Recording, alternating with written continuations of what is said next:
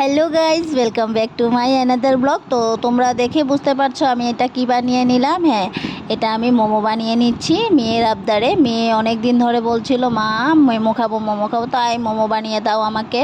তো আমি বললাম যে বাজার থেকে কিনে, ও বাজার থেকে আনার জন্যই বলছিল। তো আমি বলছি বাজার থেকে এনে খাওয়াবো না, ঘরে বানিয়ে দিচ্ছি তোকে। তারপর কি করব, ঘরে একটু চিকেন ছিল তো বানিয়ে নিলাম ঝটপট করে মোমো। তো মোমোগুলো দেখতেই পাচ্ছ কত বড় সাইজ হয়েছে, বড় ছোট দুটোটা মিলিয়ে সাইজ করেছি।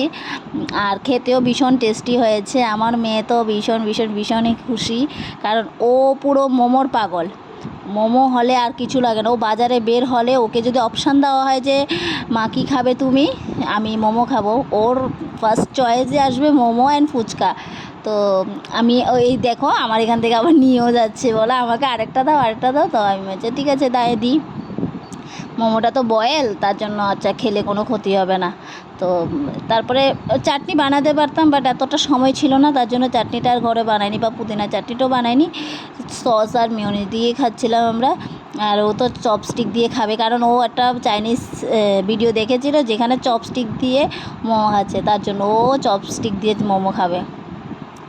আর আমার বর তো নেক্সট ডে কী খাবে তার জন্য এখনই প্ল্যান করে নিচ্ছে যে নেক্সট ডে কী বানিয়ে খাওয়াবে।